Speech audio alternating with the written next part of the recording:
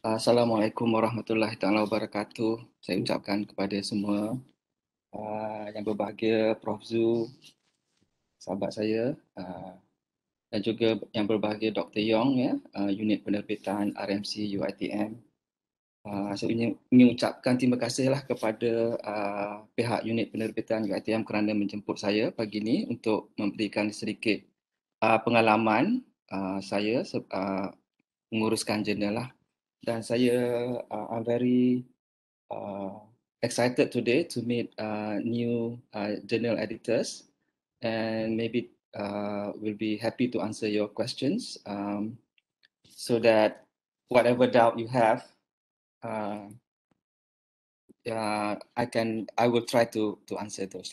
Okay, so my slide.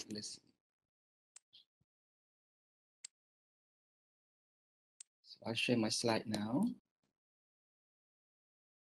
and I will put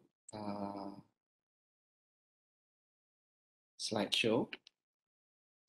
Okay, so my slide you can download at by scanning this or the website below. Okay, and also you can ask me any question during the presentation anytime. You can jump in. Okay, that's much better because the topic is still hot at that time. Okay, you can email me at ras@ukm.edu.my anytime, even after this session, anytime. Okay, if you have any question, I'll be happy to answer anything about journal management.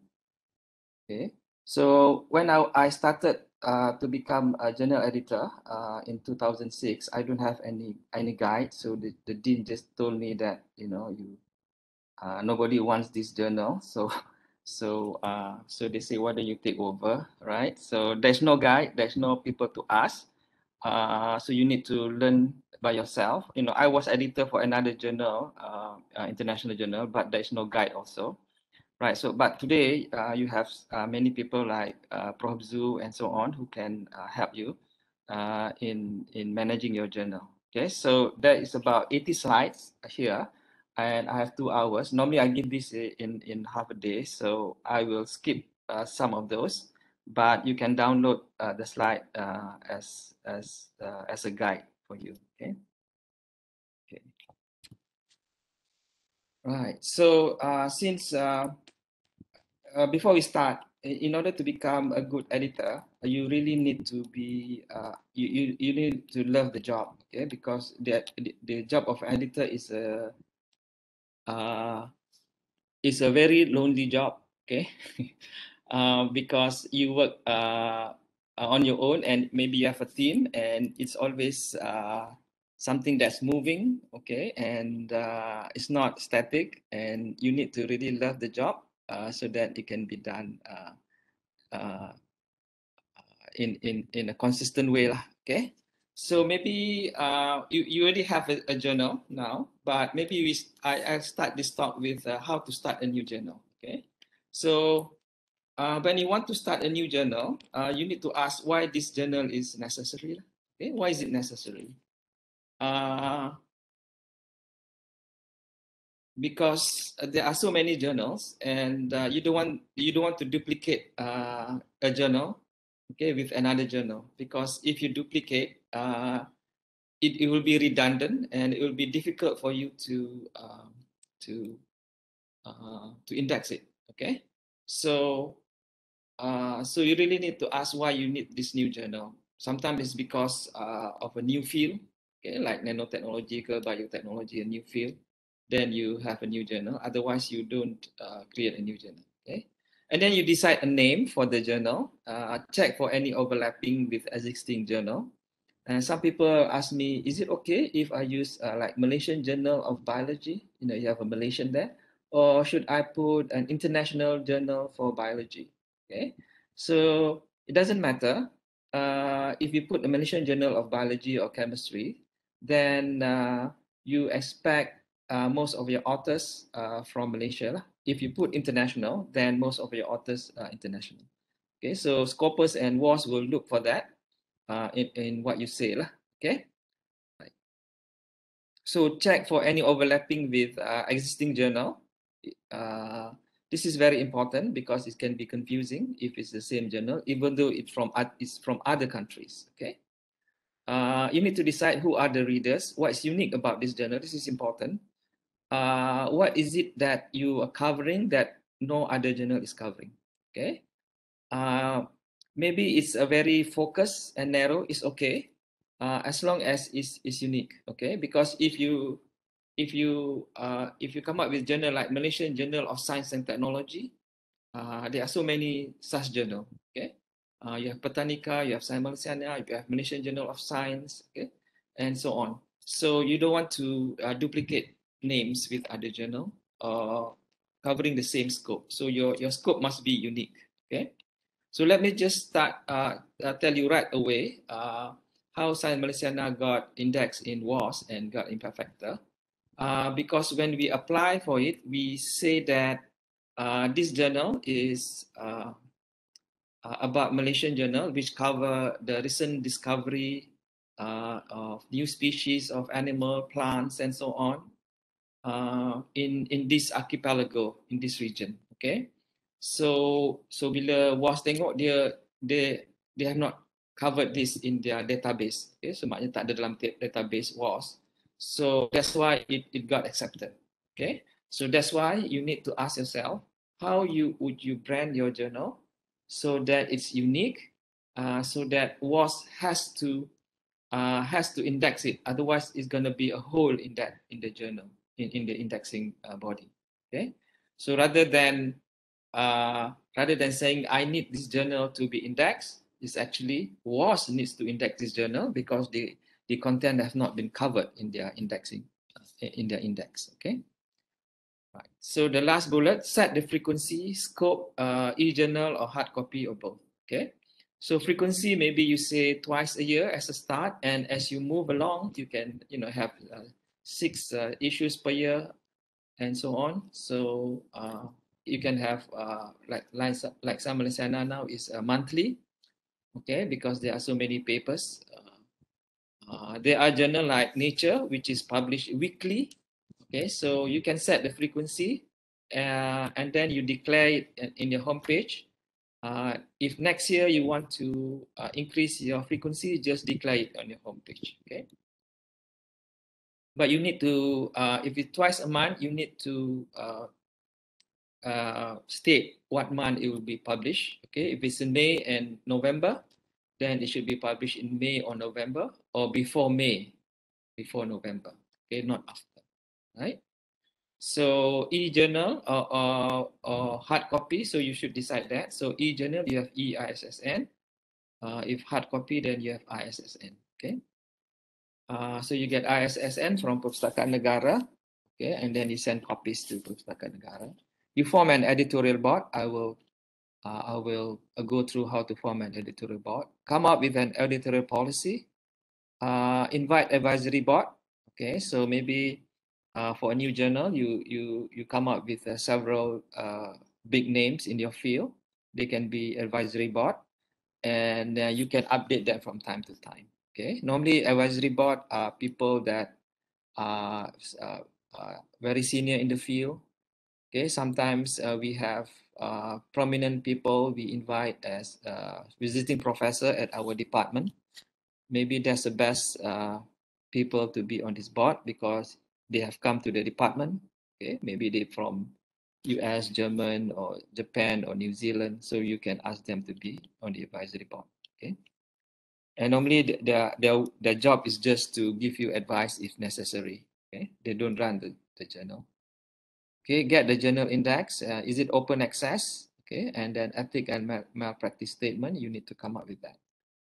Okay, so generally, if you publish twice a year, each volume can be for a calendar year. Okay, so no, there are journal which in which every month is a volume. Ada juga kan macam Nature. There are journal which normally is 1 year lah. Okay, for one volume 1 year. Okay, so state the month each issue is to appear. Okay. Right. So for example, if it's volume 2, number 1, June 2017. Okay. So volume 2, number 2, December 2017. So you need to have this. Okay. And then the page number is, let's say, issue 1, start with 1 to 120. So issue 2 would start with the last page on issue 1, which is 121. Okay. So each volume would have a unique page number. Okay, you cannot have a volume 2 with duplicate page number. Okay, so each page number should be unique for each volume, so that you don't have problem when people try to cite your journal. Okay, let's see. Okay, information for each article. You have volume number, issue number, year, page number, DOI number, name of authors, corresponding author, star. Yeah, this is very important. And then full address. Uh, I, I, I, I always see journal in Malaysia, they just put like, okay, Musa bin Ahmad, University Sains Islam Malaysia. There is no department, there is no postcode, there is no nothing, you know. So it must be a full address so that if somebody send a postcard, it will reach to that person. Okay. So email address of corresponding author, receive date, accepted date, and publish online date. Okay. So now, recently, WAS has a new rule regarding how impact factor is counted. Okay. So they include papers that are published online. Okay, and whenever it is published online. Okay, so even though it's for next year's issue, but if published this year, it will be counted. Okay, and also the immediacy index, which is how fast the paper is published. In other words, if paper is published in 2019 and is cited in 2019, is also included in the impact factor. Okay, so there's some new changes. Okay, so many people ask me how many articles per issue and how many issues per year. So there is no fixed rule. Okay, there is no fixed rule on number of article per issue, no fixed rule on number of issues per year. Okay, so you can have 5, 6, 10, or 20 or 50 articles per issue, right? And the number of issues per year is minimum 1. Okay, so if you have a journal, you have to publish at least once a year. Otherwise, it's not called a journal. Okay. Right. So what you need to do is just declare the month of publication on your website. Okay. So each issue must be published on or before schedule, and editors will make sure that articles for each issue are ready and sent for processing, 4 or 5 months ahead of the schedule. In other words, if it's for June issue, maybe by February you already have it sent for processing and so on, so that by May you already have it ready. Okay. The common mistake editors make is that, for example, when it's for June issue, only in June that they collected all the papers, okay, and only then start processing for typesetting and so on. So that would be that would take a few months. Then you are late. Okay, so that's not acceptable for Scopus or WAS. Okay, so make it ahead of time. Okay. Okay, so there are some abbreviation that we hear all the time. So let me just go quickly. Many years ago, we heard ISI journal, that's Institute for Scientific Information. Okay, so what it is that ISI own a product which is called the Web of Knowledge, okay, or Web of Science now, so WOS, right? So this is a product owned by ISI. Last time we say you need to publish in ISI journal, okay? And then we hear that you need to publish in Thomson Reuters journal, okay, and then now it's Clarivate Analytics. Actually, what it is that we need to publish in WAS journal, okay, because this is the product by ISI, which was dibeli oleh Thomson Reuters, bought by Thomson Reuters, and now it's bought by Clarivate Analytics. So the product is constant, which is WAS, okay. So in WAS, there are many module, SCI, SSCI. These are in journal that have impact factor, and then JCR or JCR slash SE. These are journal citation report. SE means signed extended. So these are a report which are actually published by WAS based on SSCI and SCI data to get the impact factor. So they just announced end of June the new impact factor, right? Okay. And then you have another ESCI. Actually, ESCI is quite new, like 4 or 5 years, maybe 5, 6 years ago. So before you actually go into SCI, you can go to ESCI. So maybe if some of the editors here think that their journal is going great, they can apply online ESCI, Emerging Sources Citation Index, and they will monitor your citation. And if it's good enough, then they will put it into SCI and give you an impact factor. Okay. So ESCI is quite easy to fill up the form online. Okay, but maybe you need to read up a lot before you actually apply for it. Okay. And then you have BKCI, which is Book Citation Index. Okay. So there are some publisher in Malaysia already in Book Citation Index. Okay.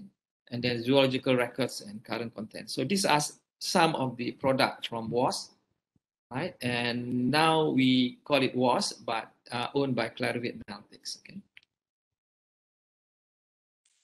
ESCI, okay, and then you have other thing like CPCI, Conference Proceeding Citation Index.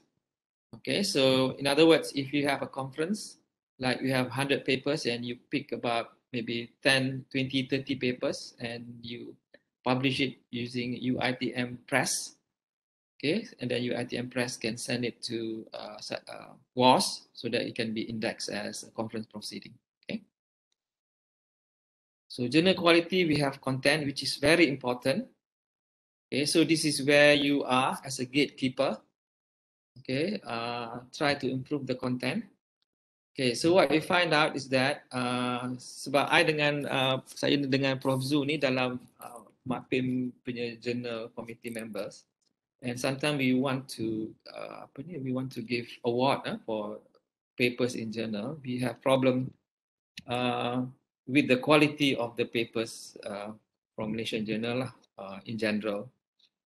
Because sometimes we want to give an award, and then when we read the abstract, it's terrible. Okay, these are the best papers, which the university press in Malaysia actually give us, but even then it's not good enough. Okay, so maybe the way the paper is processed need to be improved, quality dia in Malaysia.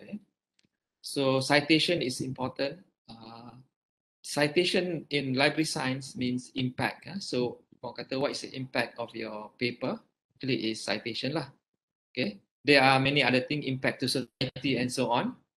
Okay, but in academic, citation is called impact. Okay. So, and then you have each index, which is actually based on citation. Okay. And authorship. Okay, authorship here means you need to get good authors to publish also in your journal. Okay, so authors yang publish in good journals also publish in your journal. That means your journal is of a good quality. Okay, timeliness. Okay, this is very important. As I told you, it must come out on time or before time. Okay, so kalau I jaga Sains Malaysiana dulu, kalau I kata May issue, April dah siap. Okay, April is already online. Okay, April already printed, or April already sent to WAS. Okay, even though it's a May issue.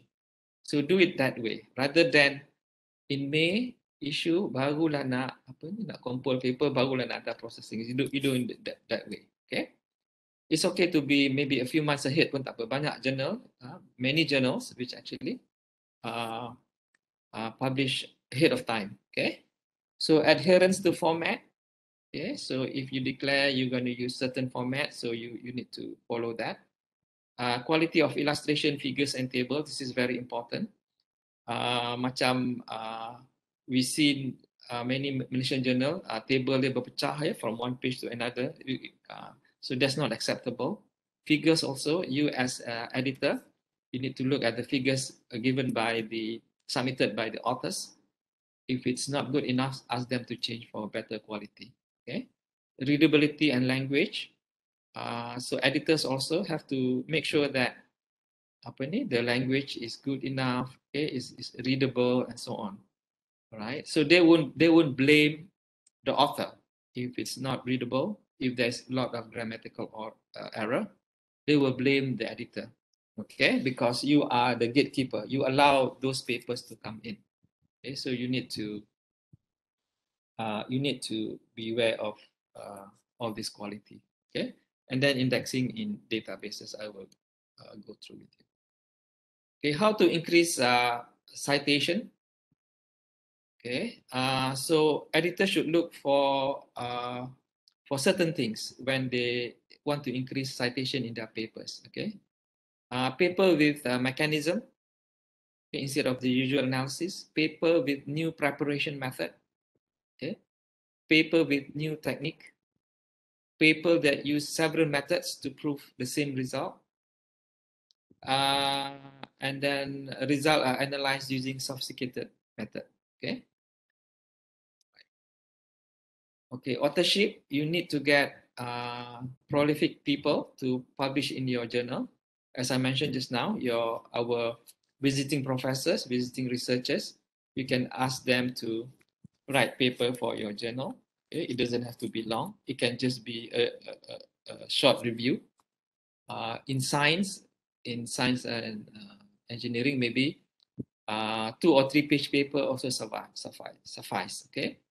So it doesn't have to be long. So just tell them, can you write a brief paper for our journal? Okay, you will find that most of them won't reply, but maybe if 1 out of 10 reply, that would be good enough. Okay, so as a start, this author can be visiting professors or researchers to your institution. Okay. Okay, timeliness ada cakap tadi. Each issue should be published on time or before time. Okay. Adherence to format, okay, consistent with the format. Reference style is very, very important, this one. Okay, reference style, if you declare you use one style, you should, as an editor, make sure that that style is adhered to. Okay, maknanya kena tengok all the page number ada, kalau ada perlu title, kena ada title, page number is correct also. Okay, if it's wrong, then Scopus dengan WAS doesn't like it, because their business is actually the references, okay, the citation. That's how they generate the impact factor and so on and so on. So for them, reference is extremely important. So as an editor, we need to check all the references that are published in our journal. All the references are correct. Okay, and the page number, volume number are correct. This is extremely important. Okay, quality of illustration, figures, and tables. Make sure all the illustration are of highest quality. Request authors to improve the figures when necessary. Table may be combined or deleted depending on the circumstances. Do not accept everything that the typesetters gives you. Okay. Readability of language. Okay. So this is the problem, the main problem with Malaysian journals. Okay. Sometimes the quality of language and the quality of figures is very poor. Okay. Maybe the editor does not realize this. Okay. Because they thought that once the paper went through review process by one reviewer, and then the proof is being checked by the authors, then everything is okay. It's not like that. Okay. So the reviewers actually check for the technical feasibility, technical quality. nobody checks for the English.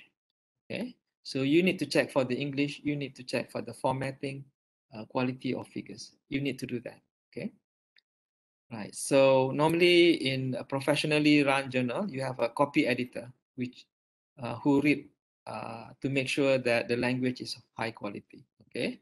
So this is what is the missing link lah in most Malaysian journal. They don't have copy editors. Copy editors are not the normal editor. They can just be a person who is good in English or in Bahasa, and not necessarily someone in the field. Okay, so you can hire them to look at the format and the readability of the article. Okay, so before the paper actually go to typesetter, okay, once it's accepted, it has to go through the copy editors. Okay, if you don't hire a copy editors, then you yourself as an editor has to read it and make sure everything is okay. Okay, okay, peer review. So I have a few slides on peer review. I just want to say very briefly that it's not easy to get reviewers. Okay. Now we have Pablon. Maybe you can, your journal can link to Pablon so that the reviewers get credit for their work. At least it's being monitored and is being put in a proper system so that the editor, the reviewers know that their work is being credited. Okay. So peer review is a critical assessment of manuscripts submitted to the journal by experts who are not part of the editorial staff. Okay, so how many reviewers or referees you need to send for one particular paper? Okay, so for one particular paper, all you need is at least one reviewer, at least one. Okay, it can be 2, 3, 4, 5, whatever you want, but at least one. Okay. If you think you need 2, you can send 2, right? So if you send 2, then you need to wait for both review to come. Only then you can make a decision. Okay. So if you send 2 and you have received 1 and the other one is not forthcoming, okay, and if you receive 1 and you find that that review is good enough, okay, is usable, maknanya dia give a good review of the paper, and you think that you don't need the second reviewer, okay, so what you do, you can immediately contact the second reviewer and tell him that we already received a review and which is usable, and then we don't need your review at this point. So thank you very much. We hope to be able to use you as a reviewer next time. Okay, so you need to tell them that you to stop the review. Okay, so because you already found one which is useful, okay, usable. You need to tell them because you accept, if you accept the first one, the first review, and then you didn't tell the second reviewer, then maybe 6 months later he will send a review which is contradictory to the first one, and then you already publish the paper. Okay, so you need to tell them to stop. Okay? Right. Editors are responsible for ensuring the quality of their journal and what is reported is ethical, accurate, and relevant to the readership. Okay. So this is important, relevant to the readership. Sometimes we don't have enough paper. So our journal is mathematics, even engineering pun kita ambil. So that's not ethical lah. Okay, because once you declare the scope, you need to accept papers within that scope only. Okay, because that's what we promised with WAS and promised with Scopus. Okay, okay, so you have editor in chief. Okay, the main or head editor. You have yeah, somebody raise a question, raise a hand. Okay. Yeah, Dr. Roslan, good morning. Yes. Good morning. I want to ask you a question just on the previous slide. Is it Yes. possible? Yes. Yeah, the previous slide. This So, one. yeah, just now you keep mentioning one thing, that is the scope of the journal must be very unique. That's the word you use, very unique.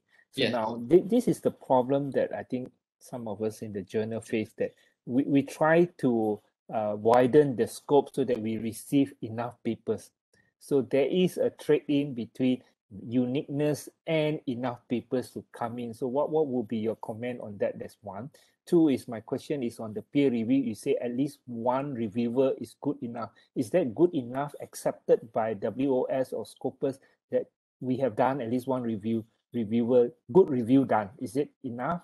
Or is it, because most of the time we're told that you must have at least two reviewers to be fair, or even sometimes three if the two reviewers are contradict each other? What is your comment on these two questions? Thank you. Okay, that's very, very pertinent question. So let me get the last one first. Is one good enough? Okay. Because some say maybe two or three and so on. Okay. Okay. Now, let's go back. What is the purpose of the peer review? The purpose of the peer review is to help the editors assess the paper and make decision. Okay. So the reviewer actually make recommendation and editors make the decision. Okay. So that's the premise of a review process.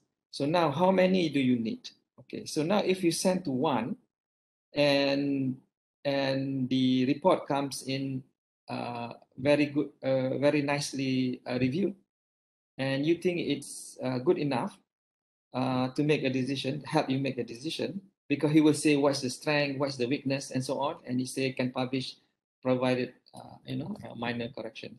So for you as an editor, that's a good enough information to make a decision. So in that way, one is sufficient.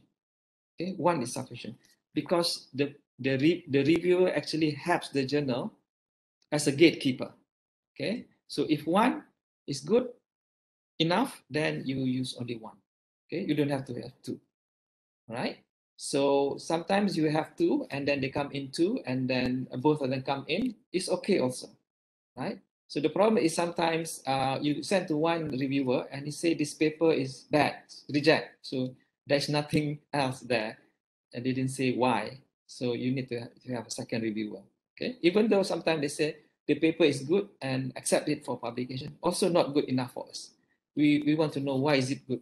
Okay, right, something like that. So at least one referee.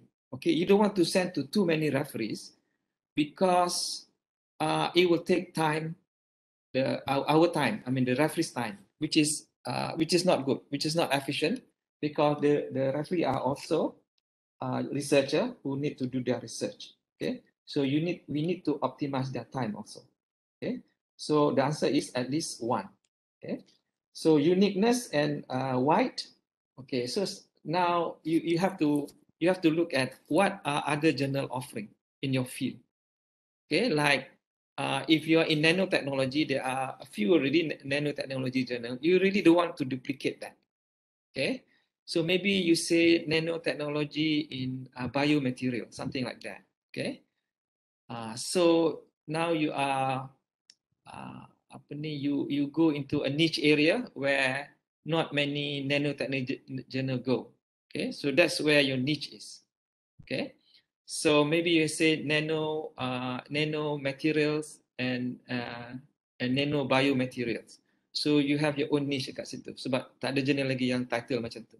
Okay, so if it's very general, it's difficult to get it indexed. You can get papers because you get a wider audience and wider researcher who can submit, but the chances of indexing is quite low.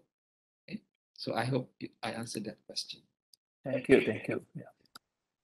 Right, editor-in-chief, editors, subject editors or specialist editors, managing editors, editorial assistant, copy editor. Okay, editor-in-chief is the highest, the boss lah. Okay, and then you have editors and subject editors. Okay, I want to look at these three first. Okay, right. So who make the final decision? who make the final decision whether this paper should be accepted or rejected. Okay, so there is no clear answer. It's up to the editorial board. You guys decide who can make the final decision. Okay, in those days, they will have a meeting every 6 months or every 3 months. Then they have go through a committee.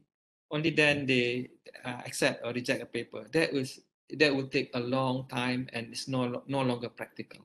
Okay, so what I practice when I take Sains Malaysiana dulu is that each of the editor, okay, if it's in biology, so specialist editor in biology, this editor will actually send for reviewers, and then he will make the final decision here, right here, specialist, okay, or editor's level.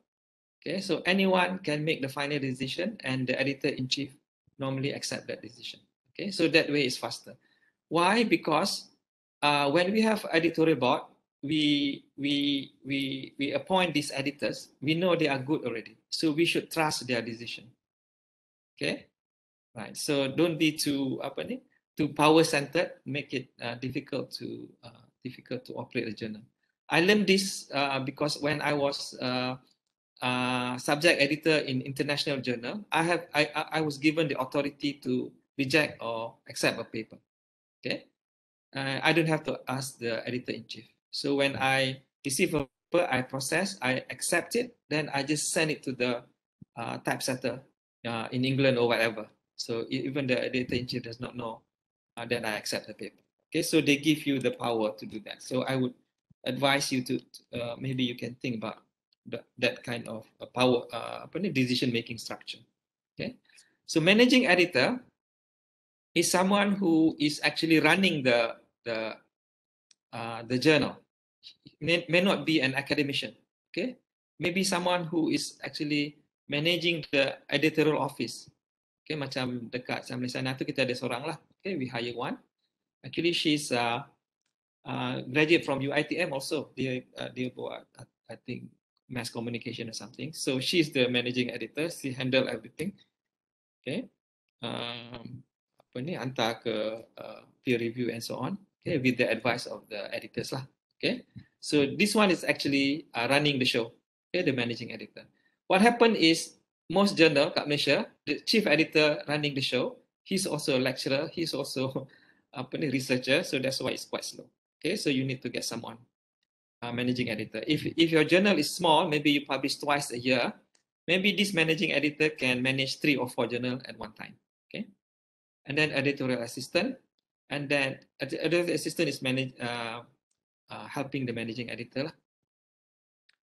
Okay, and then a copy editor is something that's missing lah. Okay, from our most of our journal office. This is very important to improve the formatting style, accuracy of text. Okay, and then copy editing is done before typesetting. Okay, and proofreading. Okay, this is the last step in the editorial cycle. So once the paper is accepted, it should be read by a copy editor, which will make sure that all the grammar and all the formatting is in place. Okay. Only then you send it for typesetter and then proofreading. Reading, copy editing and proofreading is separate, it's different, it's not the same.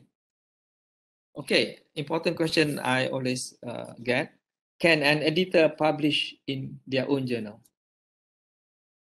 Okay, can an editor publish in their own journal? So, so let me write down the answer so that it stick in our mind. So the answer is yes. Okay, but okay, so but it has to go through the same procedure. If you are the editor-in-chief, okay, you should send it to another editor who would process the paper, and you should not bother that editor. Okay, it should go through the same process. Okay, and another thing I would advise is that why is it allowable? Because when you are editor or chief editor, you are basically a good researcher. Okay, you are a good researcher, and we we would like to have your paper in that journal. Otherwise, it's a waste. Okay. So, but you should not do it so often. Maybe once in 2 years or 3 years, something like that. Okay, not too many, right? So another thing is that even though it's being submitted by someone else, okay, maknanya you are not the corresponding author, but someone else submit it on your behalf to the journal, you don't want your name to appear so many times in that journal. Okay, it doesn't say it beat the purpose of being an editor, because it shows some kind of bad discipline lah, if you publish too much in your own journal. Okay, so you can, but not too many. Right. So I think you know all this. This is a flow diagram. Okay, so the author submit to a journal, and then you read or access by the editors. Okay, you can reject without review here. So all rejection, you must tell why you reject it. Okay, maybe because it's not in the scope, maybe because the grammar is too bad. Okay, if there are some small grammatical mistake, it's okay. But if it's too many and it affects the readability of the article and difficult for the reviewer to review, then you can reject it. Okay, what you can do in that case, you don't reject outright. You say that we will reconsider this paper if you can improve the English. Okay, so that one if the language is bad, but if it's the content is bad, you need to tell them why it is bad. Okay, you tell them what is the strength of the paper, what is the weakness of the paper, and why you reject them. Okay, so they will understand when you reject it, because you tell them what is the weakness and what is the strength. Okay, right. If it's okay, then you send it to a reviewer, 1 or 2 or 3. Okay, now you should not send, let's say, okay, it's hard to get reviewers to get feedback, so now what I would do, how you say, I would send it to 5 reviewers and I will use only 1. Okay, so that's unethical. Okay, because if you send to 5, you need to wait for 5.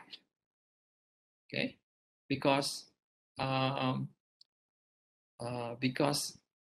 if you only use 1 and the other will come later, then you have a problem, because some of them will reject it and so on.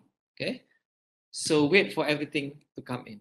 And as I told you just now, if you find 1 or 2 is useful, you don't need any more, tell the rest to stop. Okay, so it's unethical to say I will send 5 and I will use 1. It's unethical.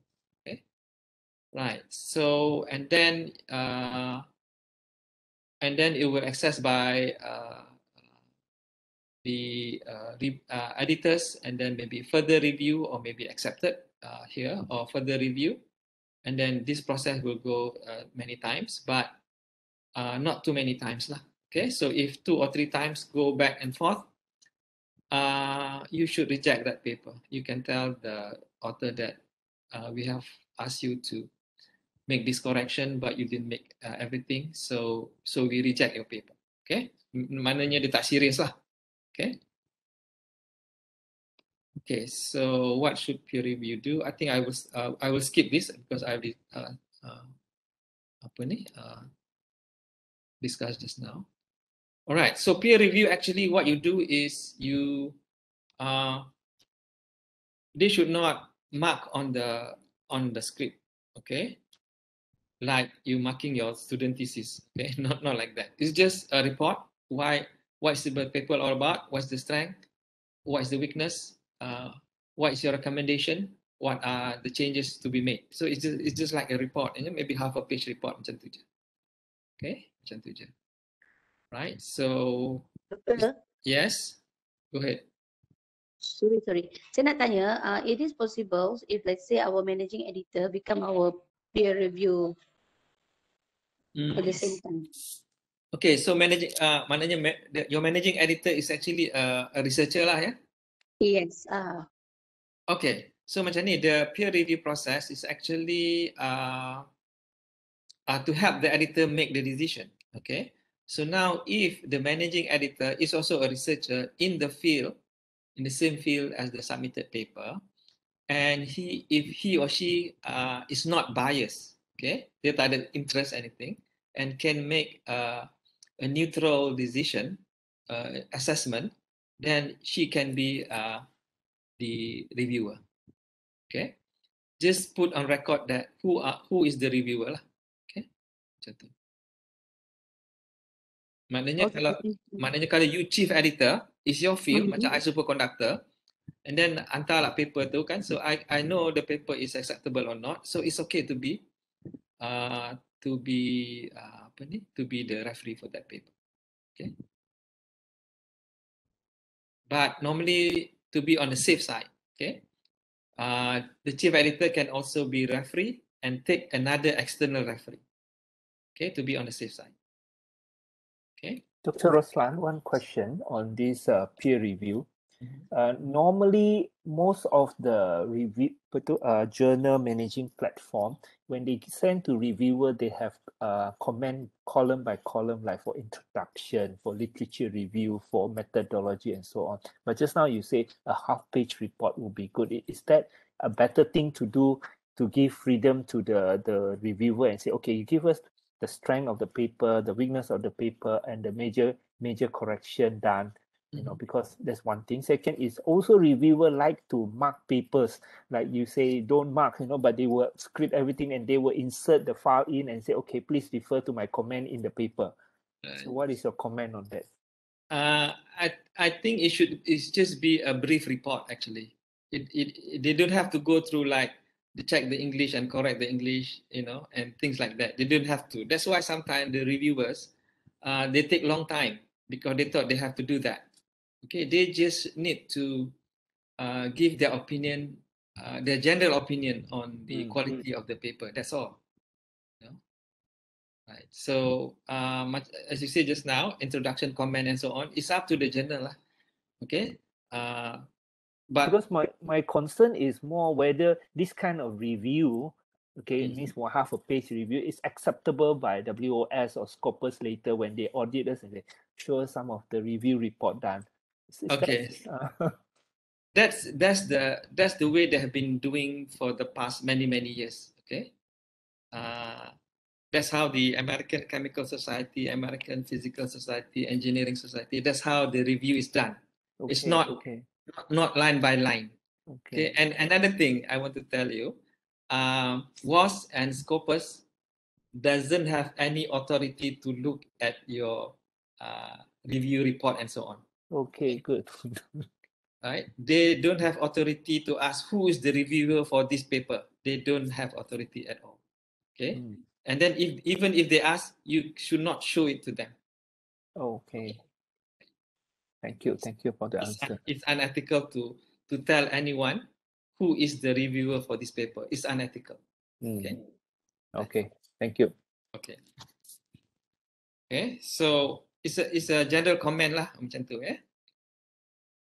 Okay. So some definition here before we go on. A draft, dalam Melayu draft ya, not thoroughly check initial attempt lah. Normally our student kalau kita nak ajar dia tulis paper kan, so it's a draft. Okay.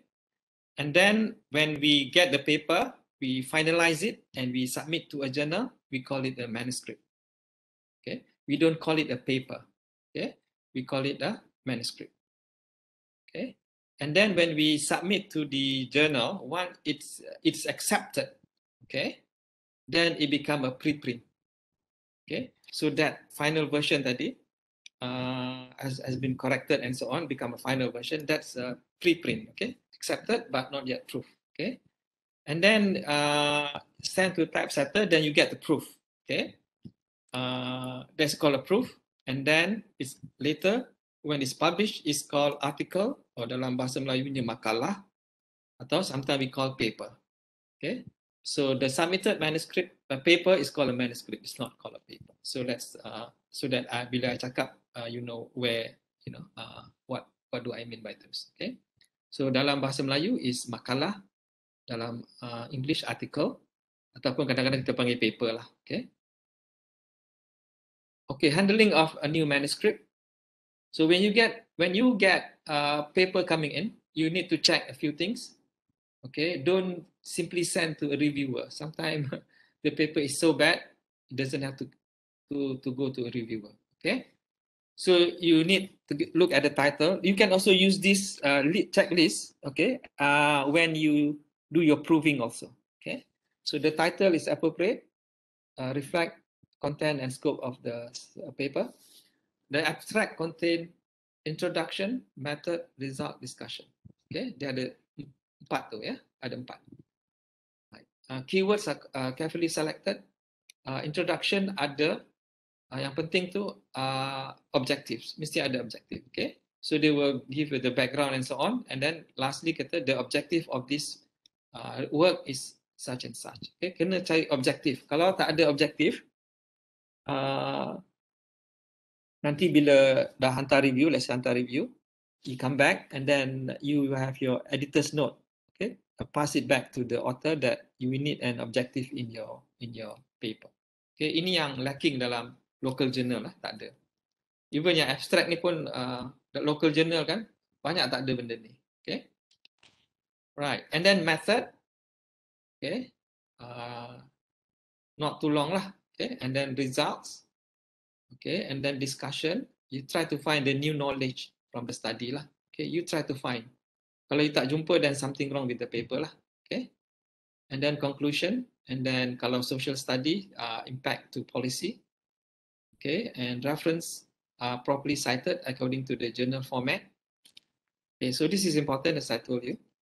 Article is concise and easy to read. Okay, figures and table are appropriate and high quality, and so on and so on. Okay, so you can use this also in the last part. Kadang-kadang you miss, you know, the introduction to the objective in the proof stage even. Kadang-kadang. Okay. So even in the proof stage, you find something lacking, you can ask the author to give those information. This seldom happen with international journal, but because our authors, local authors, are not yet familiar with writing, so we should do all this checking for them. Okay. Okay. Editors are responsible for the quality of papers being published. Okay. Language, quality of figures, tables, and references. This is okay. I will skip this one. You can go through it. This one is actually to find how easy it is to read a certain paper. Okay. This is flash reading score. Okay. Reviewing rules. The editor, the reviewer advise and make recommendation. Editors make the decision. Okay. So you use the reviewer comment to make your decision. It can be contrary to the reviewer's comment. Okay. You are the boss. Okay. If you are not happy with the reviewer's comment, you can get another reviewer. Okay. Because we actually want to be fair to the authors also. Okay. Reviewers must access manuscript objectively and review the work and not the authors.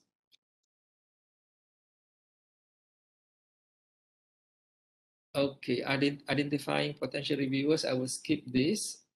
Okay. Skip this. This is review form. As we mentioned just now, there are journal which actually want you to comment the introduction, the abstract, the title, and so on. Okay, but as a reviewer, I find that too time consuming lah. Okay, and I may not send it quickly because it takes a long time. So if it's just a brief half-page summary, maybe I will do it. Okay. Okay, editorial office. Don't misinform authors about the status of the manuscript in the review process. Be truthful. Okay. Now we use OJS, so they know their status lah. Okay. And then sometimes we ask them to suggest referees. Okay, it's a good idea. We can ask them 2 or 3 names, and maybe we use them or we don't use them. Okay, whatever that is, those names with their keywords. Okay, because you have the title of the paper, should be input in your referee database in OJS. Okay, so you can register them as reviewers. Okay, if you use them, it's okay also, because what I find is that the one that the author suggests normally give a good review. Okay, because I think they are in the same field when the author suggests. Okay, when we find our own reviewers for that paper, sometimes they are not very good because maybe it's not in the same field. Okay, so don't be hesitant to use names suggested by the authors. Okay. Okay, so to that. Okay, author's responsibility ni. Okay, act honestly, choose the most appropriate journal, make sure the manuscript are well presented, contain nothing inappropriate, and submitted correctly. Okay. Okay, unacceptable authorship. Okay, this is for the author, not for the editor. Maknanya those who submit who contributed ideas to the paper should be in the journal. Okay, so now sometimes there are dispute among authors about authorship of their papers. Okay, and editors. Okay, macam ni. Sometimes we know the person who submitted the paper. Okay, and we know their group. And then some editors told me, why they didn't put this name in their paper because they're in the same group, or why is this person name in? It is not his specialty, something like that. Okay, so now we editors do not go into authorship dispute. Okay, we do not tell authors to put this name and to take out that name or so on. So we don't kita tak masuk campur lah pasal authorship. Okay. And order of authorship pun kita tak masuk campur. Okay. But one thing, once the paper is accepted, okay, they can no longer change the authorship. What I mean is they cannot put a new author inside or take another author out from the list or rearrange the names. Okay, once accepted, no more changes. Okay, no more changes.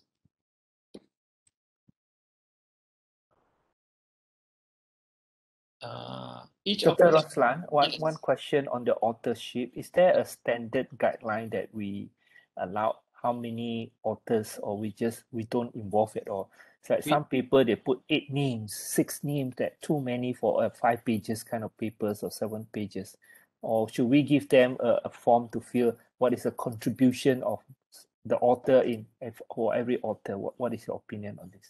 Okay, so actually we should accept whatever names they give. Okay, sometimes like physics paper, it's 5,000 names, like CERN punya paper kat Switzerland tu, because it's a very very big name. 5,000 names, and the paper is only 5 pages, right? So the list of names is longer than but because each of them contributed. Okay, so we don't limit. Okay, doesn't mean a long paper with a short paper with many names is not good. Okay, because that's what it is. Okay, that's what it is. And what you can do is you can ask them to list, as you say, what they did for each author. That's okay. Okay. Okay, thanks. All right. Assalamualaikum, Doctor. Can I also add on to the previous question? Yes. I'm in the education field, so we have the same problem. Sometimes it's a simple perception study, but there are 7 authors, and we do have a section called author's contribution, co-author's contribution. So we ask the authors to fill in who did what, or just give a brief description of who did what and whatnot. So I would like to refer to one paper that I received in particular. So it said the main author did the introduction and the literature review and also the discussion. But authors 1 until authors 2 until 6, so there were 7 authors for this paper, did the data analysis. But the paper itself is a perception paper, simple analysis. So because I felt that it was a bit, it was just too many authors for a small section of data. So I rejected the paper. No, you should not do that because you are not clear about the role of each author, right? It's too brief, right? Yeah. So what you should not reject based on that. Okay, you reject paper based on content. Yeah. You should not reject paper based on what the authors do. Okay, what you can do is that you can say to them that the description of author's contribution is not clear. And ask them to, you can go ahead and review the paper, and when you ask them to make amendments, you include that the instruction to make the contribution of each author clearer. Okay. That is given the paper is good enough to be published, yeah? Correct. All right. So if let's say we decided that it's going to be desk rejected, so you don't have to do anything. All right. You just reject based on the content. Contents, yes, definitely. I mean, we look at the content first and then look at the authors. All right. Thank you very much, Doctor. But Dr. Roslan, just to add on, were readers and also index body like Scopus and WS look at it and say, oh, we are just trying to get more names into this journal, is just helping people to just put a lot of names. Because sometimes we really think that this person, or 7, 8 names, maybe 2, 3 names are in science, but they're writing a paper on social science. The kind of things that we, it's a very thin line to make the decision if you say just accept all the names, and as long as they give us a description what they contribute. Yeah, because we really cannot say that you should take out this name, should take out the name. We cannot do that. Okay, and because we should base on the content, not the authors. And there are papers like 1,000 names pun ada, and then eventually one of them, out of 1,000, one of them get the Nobel Prize. So okay. Right. Thank you. All right. So like kalau 1,000 names, how do you arrange the author? It's simple, just alphabetical order. Okay. Right. Thank you. All right. Okay. So conflict of interest. Okay. Sometimes kita editor pun takut juga conflict of interest ni, sebab sometimes because we give it to a reviewer who can use it to to their own advantage lah. Okay, maknanya he hold the paper for a while because it's a new method, so dia buat dulu and then they publish somewhere else. Kan macam tu. So kita kena tengok lah, okay, conflict of interest ni. Another conflict of interest is macam syarikat lah, macam Nestle ke kan, they give you 100,000 to test their product kan, and then you say Nestle is better than other food producers. That's also conflict of interest lah, macam tu. Okay. Indexing a journal. Okay. This is the old guide by Scopus of how to index a journal lah. I think Prof Zu actually lagi expert pada I lah ni okay. Sebab my site and my journal tu, okay, we actually use something like this lah to index Malaysian journal lah. Okay, so let's go through this one quickly. Journal policy, English language abstracts are available. All cited references in Roman alphabet. Okay, so maknanya you have title, you have abstract keywords in English lah, if it's in BM ke in other languages. Okay, sometimes I note that Malay journal dia ada abstract in English tapi tak ada title. Okay, quite odd lah ya. So if there is no title in English, then scopers cannot index it. Okay, even it's a very good journal, they cannot index it because they cannot put the entry title in their scopers website tu, so they cannot index it. Okay, right. All cited reference in Roman alphabet. It doesn't say in English. Okay, maknanya kalau you have an Arabic journal, okay, yang Islam ni, then your references must be transliterate. Okay, maknanya kalau perkataan Alhamdulillah tu, tak payahlah kata thank you God, you just spell ALHAMD macam tu. Okay, you spell it so that dia boleh key in the abstract or title references tu, key in the references using their keyboard, sebab keyboard dia tak ada alif bata, tak ada. Okay, so macam itulah. Okay, so Roman alphabet. Convincing, this one I've done it, for journal Islamiyat in UKM. So even though they have published their paper, like 2005, so I asked them to Romanize their references, and eventually it got accepted in ESCI. Okay, so journal Islamiyat ni is almost dead. They call it Islamayat. But later on when we put Romanize the kita letaklah kat belakang tu kan, kita put amendments, Romanize the Arabic references, it got accepted in ESCI. Okay, so convincing editorial policy and concept. Okay, peer reviewed, state how the process is done. Okay, this is what your question is. How many reviewers can? So you state here, all papers go to the review process, something like that, and at least one reviewer is used in the process. At least one. Okay, you don't have to say 5. 5 banyak sangat. It's like susah nak percaya lah. Okay, so at least one. Macam tu.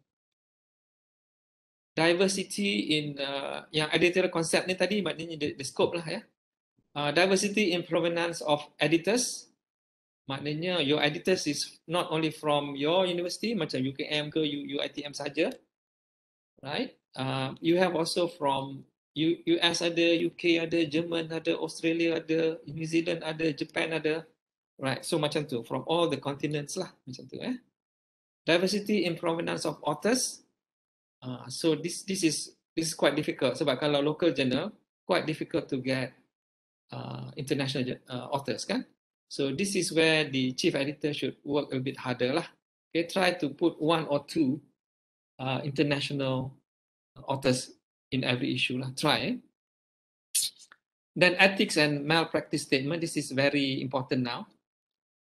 So it should be not just a 1-page statement. Okay, it may be about 10-15 pages. It will include what would you do if there is a ethical issue. Okay, ada plagiarism. What would you do? What is the process you take? Okay, right. So you just gonna say, oh, we use the COPE method. Okay, you have to describe it. Okay. Okay, academic contribution to field. Tadi yang scope tadi lah kan, nak pergi narrow atau nak pergi wide kan. So you need to look at all the journal within your field. Tengok 10-15 journal kan, tengok scope dia. See what the scope is and try to figure out a unique scope for your journal. Okay. Clarity of abstract, ada introduction, method, result, discussion. Conformity with journal stated aim, dan yang scope lah ya. And readability of articles, ni maknanya the editor make sure that the paper is readable lah. Okay. Grammatically okay and so on. Okay. Citedness of article in database, even though you are not in Scopus yet, you can check. I will show you in a moment. Okay. And then you have citedness of editors in database. Okay, so you need to have good people who publish a lot in your database. Okay, the problem is sometimes these busy people, who publish a lot, they don't have time to be an editor. Okay, but sometimes we can give them less work, but also lantik dia jadi editor so that we want their each index. Okay, regularity, publish on time. Okay, accessibility, content online, available online, English language homepage and high quality homepage. So editorial board member, katakan you punya apa ni, editorial board member ni ataupun advisory board from all the continent macam tu, and in your editorial board member tu kalau ada nama kan, give their Scopus ID atau research ID macam ni. Okay, maknanya in your website, let's say Dr. Sin ni, okay, is your editor, then put a link here so that it's easy for the apa ni Scopus nak tahu dia ni prominent atau tidak. Okay, so you need to do some work lah. Okay, reason for rejection, why your journal is rejected, low citation, editorial but not high profile. Okay, in that way you put a link, Scopus ID lah ataupun researcher ID to your name of editor tadi. Ethics statement inadequate, this happen, everything okay, citation dah high tapi ethics statement inadequate, so rejected. Submission process, review process is not clear. You didn't say how many reviewers, okay, and how it's done. Okay, scope not well written. Okay, each university only 1 or 0. Okay, what I mean here is that Scopus ni dia is a business entity lah. Okay, and then they would not give too many journal index in their Scopus in 1 year. Okay, they would not give more than 1, I think. Okay, so maknanya if UiTM ada katakan 10 journal lagi not index in Scopus, katakan, okay, you don't want to send 10 at a time in 1 year, those 10, because they will give 1 or 0. Okay, if they give 1, the 9 would have to wait, okay, for many years to be able to apply again. So what you do, you look at your journal, which is the strongest for that particular year, so you only submit 1 journal. Okay, macam tu. Okay, so only 1 or 0.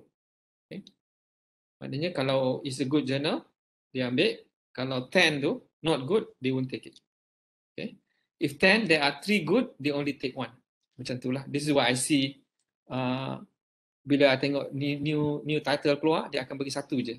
Okay, for 1 year tu lah. Okay, and then scope already covered in Scopus.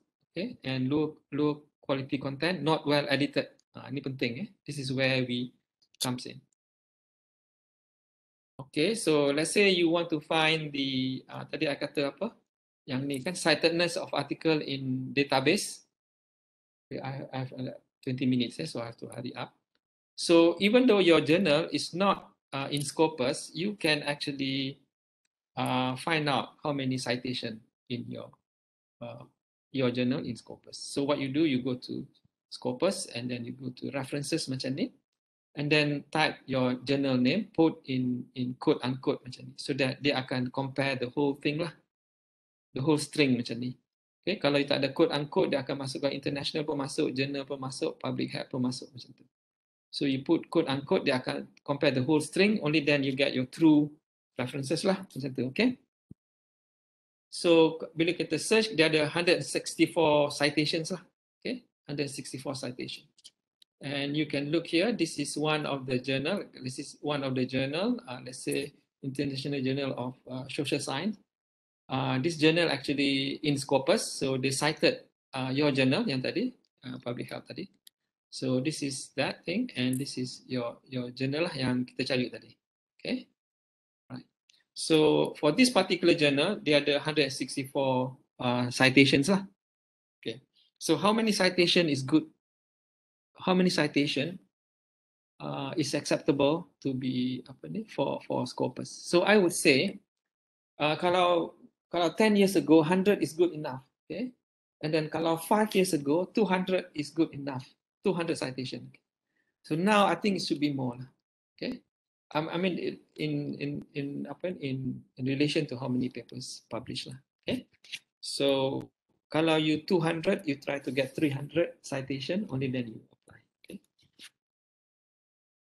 And then DOI, I will skip this one. Online submission, I will skip. Your website, I will skip sebab dah ada semua kan.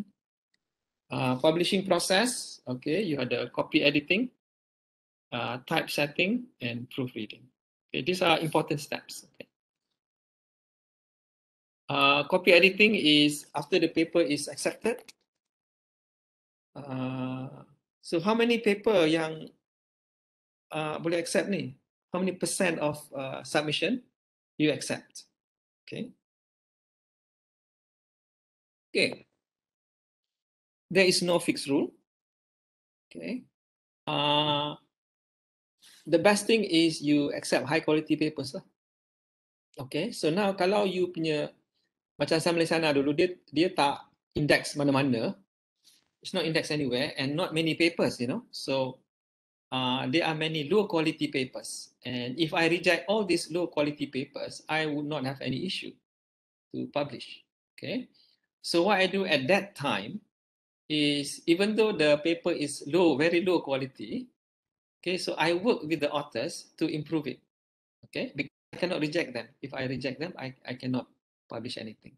So at that time, I would ask a lot major corrections, in which the author are very happy to oblige. Okay, and sometimes you get mad also why a professor paper is so bad, because it's written by the student, and because it's sent to Sains Malaysiana, he didn't care, right? So when I read it, I give a lot of comments and it come back better, and then it's publishable. Okay, so you don't reject paper if you don't have if you receive little paper, you should not reject because they are not good. Okay, so you try to be pragmatic and try to improve those papers so that you can get enough paper to publish. Okay, now once it's indexed in Scopus and WAS, then there's a lot of papers, hundreds and thousands of papers now. So I don't work with that anymore. Okay, so I reject them at this stage. Okay, we reject those. So at an early stage, those papers are acceptable, but at this stage, later stage, when it's already indexed, no more. Okay, so that's how you work. Okay, so how many percent? It doesn't matter. Last time it's 50%. Okay, acceptance rate for Sains Malaysiana. Now I think it's about 10%. Okay, 10 maybe 15%, because last year I think they received about 2,000 plus papers and published about 200 plus papers, so about 10 to 50%. Acceptance rate.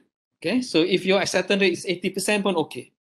Okay, as long as the paper is not wrong lah. Okay, not wrong. Nothing wrong about it. Maybe it's just a repetition of previous work by other authors, but there's nothing wrong with it, so you can publish it. Okay, so that you have an issue. Dr. Roslan, yes. Can you just share with us how you managed that 800 papers that you rejected, or 900,000 old paper that you rejected? Is it you banyak editor yang look into all this paper at desk review ke macam mana? Because yes, that's what happened now. So the editor will reject it upon when they receive it, they will look at it. If it's not good enough, they reject it right away with the reason. Okay, so we have about 10 editors now. Okay, and then since now we charge, then we have some money to to have bengkel and things like that lah. Okay. Otherwise, it's a very strain to the system, very strain to the system. Yeah, that's true. That's true. Yeah. Right. So once the paper is accepted, somebody has to read it again.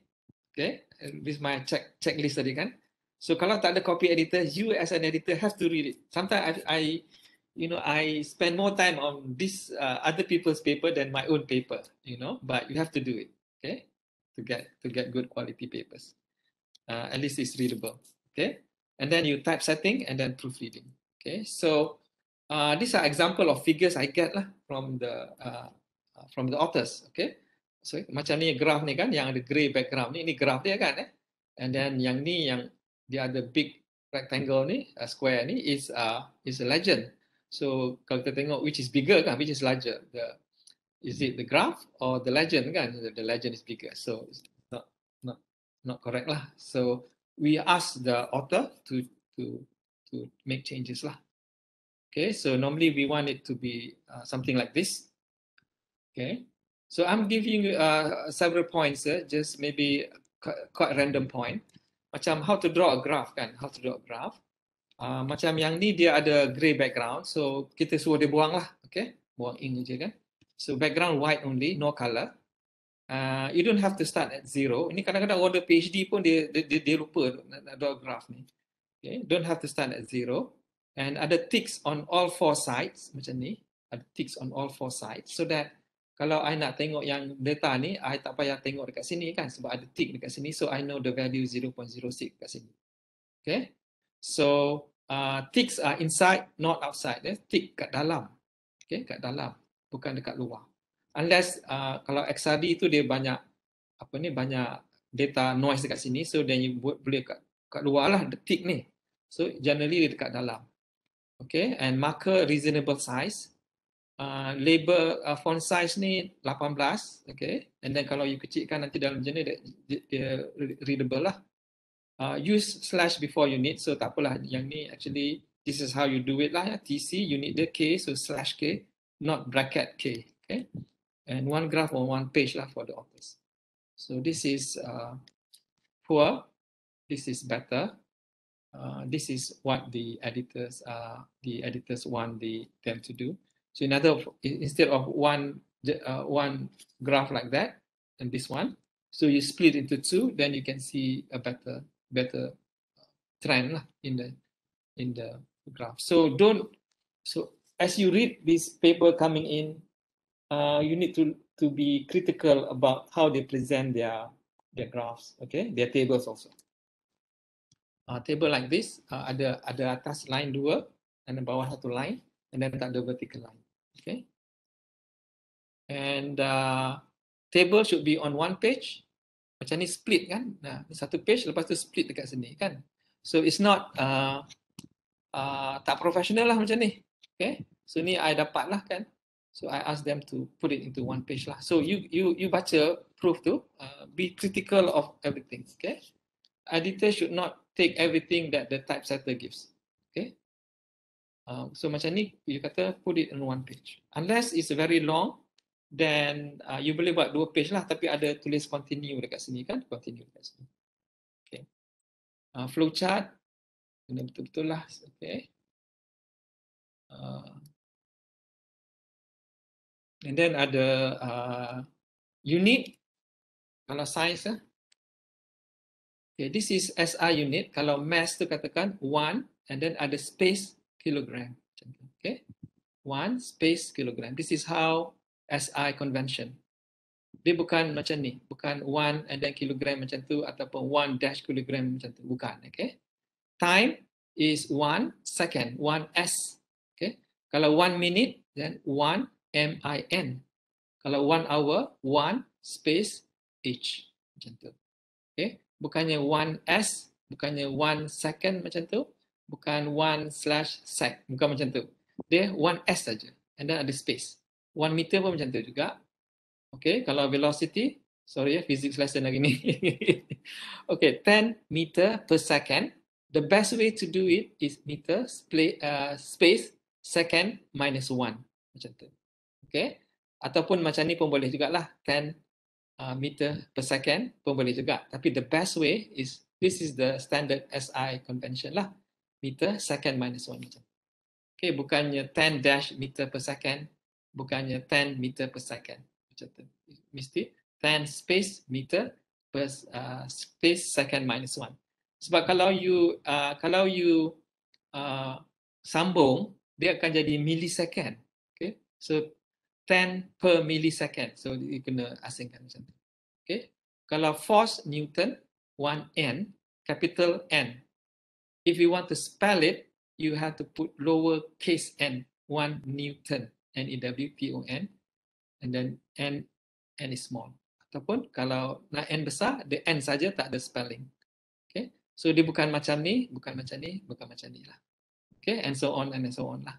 Okay, kalau temperature 100 space degrees C, bukan 100 degrees space C. Dan bukan juga 100 space degrees space C. Macam tu lah. Okay, so that's how SR unit. So kita kena be consistent lah. Okay, so ini adalah table 5.4 dalam buku yang baru terbit ni lah. I think many of you have bought this. Thank you, Prof Zu, for promoting my book. Right. So there are many Q&As, FAQs dalam buku ni. Ada about 60 plus FAQs, all the question yang editors ask me, so I put it at the back of the book so that if you read the book, maybe you can start with FAQ first, okay, rather than start with chapter 1. You read FAQs, I think it will answer every question you have about how to become an editor. Okay, so this is the chapters, chapters and so on. Okay, ada apa-apa soalan? This is the last part. Okay, Assalamualaikum, Doktor. Yes. Saya Nur Salwa dari UiTM Pulau Pinang. I would like to ask, is there any rules that editors, can they submit to their own journal? And if yes, how many papers per issue? Okay. Thank you. Right. So can editor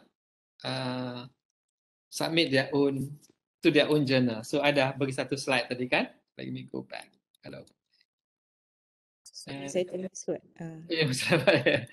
Okay, tak apa. This is a good question. You remind balik. So,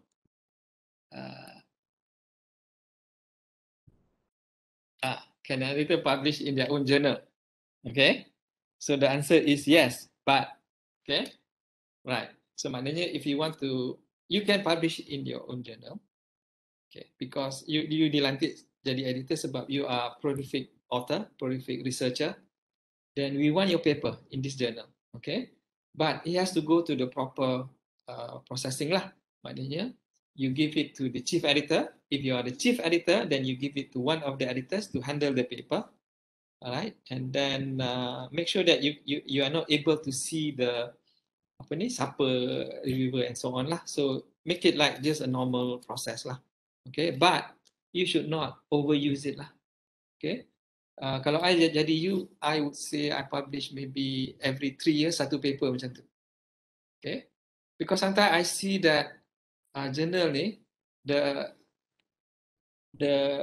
editor ni, chief editor, dia paling banyak paper dalam. So what's the point actually? Kan?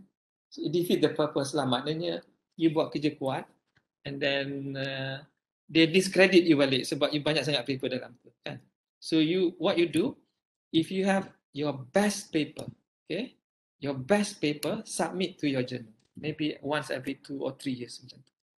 Okay, jangan cari paper yang dah reject banyak tempat, barulah nak hantar dekat journal ni. Tak mau macam tu. What you do is, okay, it has been 3 years, I have not published in this journal, so I want to write my best paper and submit it to this journal, to your journal. Macam tu ya. So that will be the attitude lah. Okay.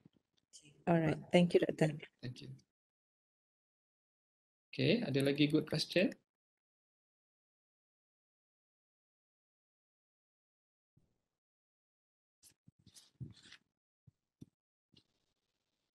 Okay, misconduct in scientific research and publishing. Okay, so sekarang ni banyak case lah, predatory journal ni tak sentuh lagi kan, quite sensitive lah juga kan. Okay, so kita sebagai editor ni kadang-kadang kita come up with some problem, plagiarism and so on. So how do we handle this lah? Okay, how do we handle this? Okay. What is it misconduct in scientific publishing and how to deal with it, and what what should we put in our ethics statement? Okay. Right. So if you publish like, hundreds of papers over the last 10 years, kan, it's quite impossible that all the papers are okay. It's quite impossible. Maybe out of 400 or 500 papers that you published the last many years, you maybe have 1 or 2 yang actually have a problem. Okay, it's natural.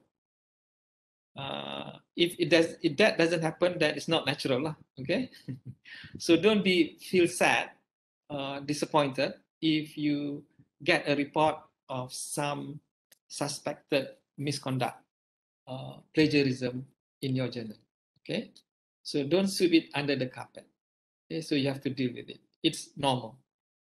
Okay, Nature journal yang paling best pun banyak problem kan. So and they handle it and then move forward. Okay, so so if you have a report kata okay, actually this paper banyak tu. This paper actually the author has already submitted, published elsewhere previously, dia katakan. Okay, ataupun this paper has my name. I don't want it. I don't want my name there. Okay, ataupun this paper should have my name. I want my name in it. Okay, ataupun this paper is my data. They stole my data. Okay, so something like that. Okay, so you have to handle it and look it. Apa ni? Look. Apa ni? Don't ignore it lah. Okay, so let's say you have a report that some problem with the paper. So this report should not be ignored lah. You should take care of it. I mean, you can handle it lah. You can solve it rather than sebab the person who report, if you don't take action, they will report to somewhere else.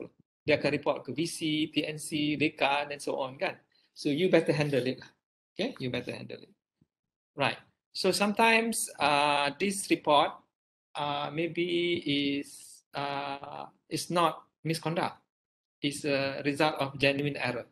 Okay, I beri contoh ya. There's one author. They reported that he take material from a website in his introduction. Okay. All right. So what you do in that case, or in any case, you jangan tuduh dia terus. Okay. You kata kat dia, we have a report that you take this from a website. Okay. Can you explain this? So they explain. Jangan tuduh dia lah, marah lah nanti kan. So can you explain this? Okay. Right. So dia kata actually this website, I was working with this company before and I wrote the content from this website. Okay. So maknanya dia tak curi lah, actually dia punya lah. Okay, macam tu. Okay. So kalau ada lain-lain lagi case, katakan this is my data and so on, okay, and he took it without my knowledge, then you go back to the original corresponding author. Okay, you deal with just one person. Okay, semua ni ada dalam buku ayam biru tadi ya. So so you deal with the corresponding author. Tell them that we have a report from a reader claiming that these data are theirs. Okay, and then you say, can you explain to us the situation? Okay, we hope to receive your response from you in 2 weeks.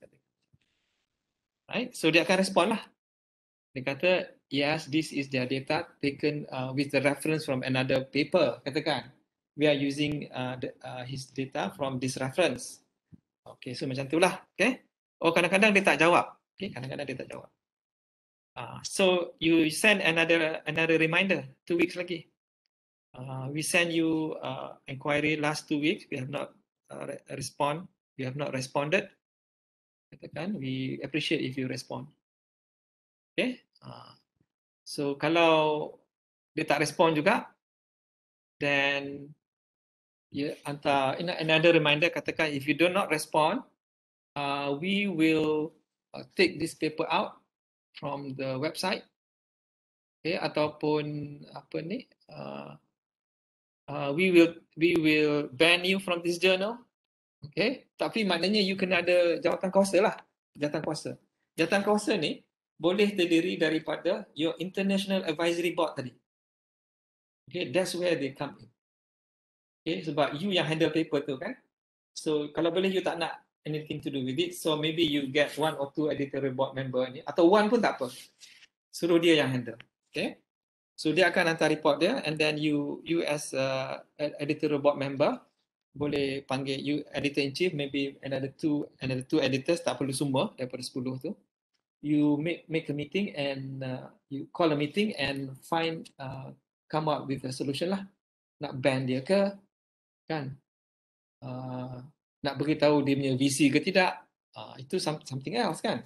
So kalau kata you nak ban dia, maybe 1 year atau 2 years atau 3 years itu.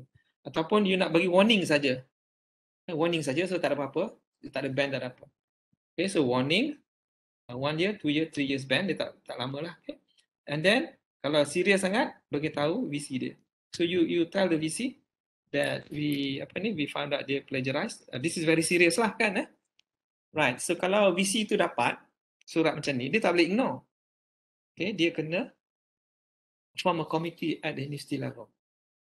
Okay, and the university will have to come back to you and tell them what is their decision on this particular person. Okay, so serius juga lah kan. Sebab ada juga macam satu from China ni, the authors ada plagiarized, and then Springer wrote to the Vice-Chancellor about this author, and the Vice-Chancellor did nothing. Okay, this Chinese university. So Springer come back, since you didn't take action to this person, we will ban all authors from your university. Dia macam tu. Okay. So kalau you nak nombor 4 ni yang pergi hantar ke VC ni, you kena fikir betul-betul lah. Sebab dia akan affect dia punya promotion and so on.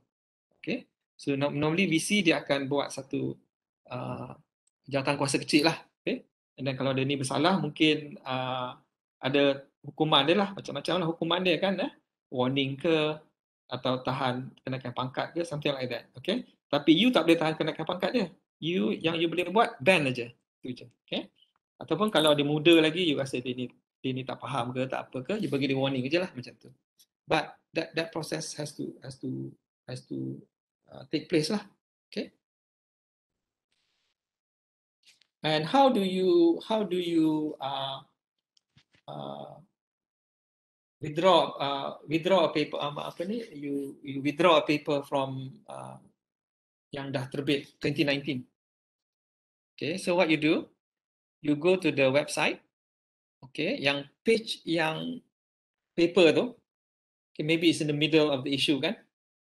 Let's say page 121 sampai 130 katakan, that page paper tu, okay.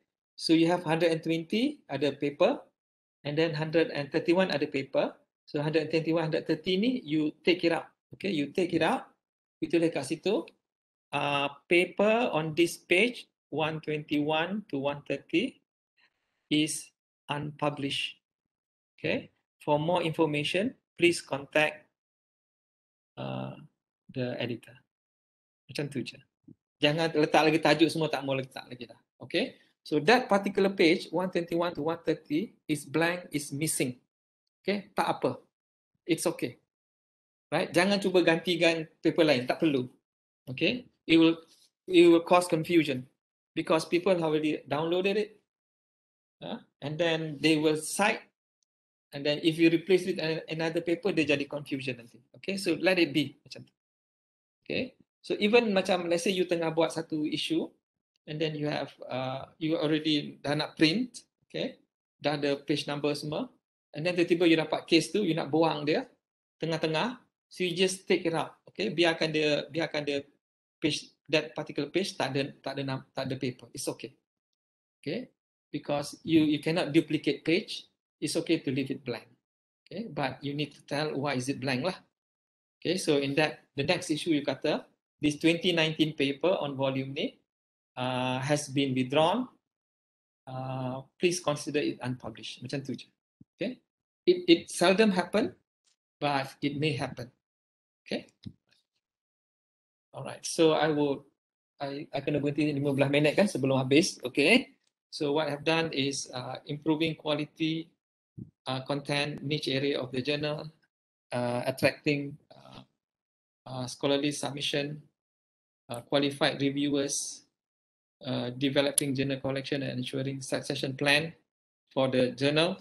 Okay, so that's why after 7 years dekat Malaysiana tu, I decided to give it away lah sebab I want to train other people. Okay, masa tu pun I'm there kan, so if the new editor ada problem pun they can ask me. So now dah ada 3 chief editor lah bertukar kan, so dah banyak lah orang yang boleh experience lah. Okay, so that will make sure that the journal akan berterusan walaupun ada pencen. Sebab I don't want to be the journal to be too much dependent on me.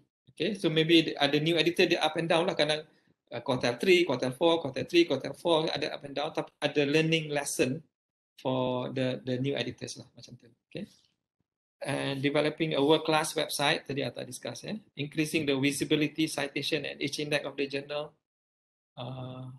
Online submission ni kita dah ada, Prof Zu dah buat untuk semua journal kat Malaysia ni ada OJS tu kan, so thank you very much. So you tak payah nak pening kepala nak maintain tu, right? Nak maintain OJS ni, so MCC dah buat. So something, ini satu legacy lah Prof Zu dalam journal development in Malaysia lah. And then how to get the journal index in recognized journal databases. I think maybe the easiest way now is Scopus ni macam picky sikit kan. Maybe kita ada option juga ESCI tu, is easy to fill up the form. If you are ready kan, you can tell me your journal website. I can go through and let you know apa yang kena baiki lah. Okay, sebelum you apply for ESCI or Scopus. Okay, so dekat penerbit UKM tu, actually I've trained the staff dulu how to fill up the Scopus punya ni lah Scopus punya application. Okay, quality control activities for institute journal to upgrade their quality and overall experience lah in running a journal. Okay, so you should enjoy doing it lah. Okay, maybe when you are an editor, you spend more time on other people's paper than your own paper.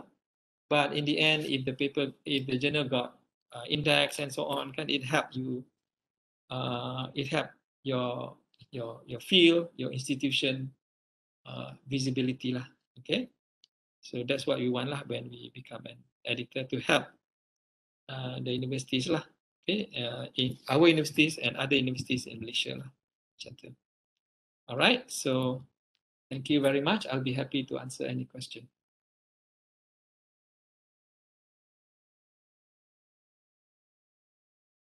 Okay, Dato', ada satu soalan di ruangan chat box. Okay. Bagaimana kita nak tahu manuskrip atau artikel itu menggunakan fabricated data?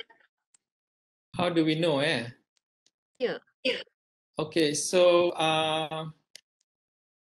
actually for Sains Malaysiana lah kita buat for every paper tu, it will go through turn it in. Okay, kita buat turn it in. Tak boleh nak masuk sekejap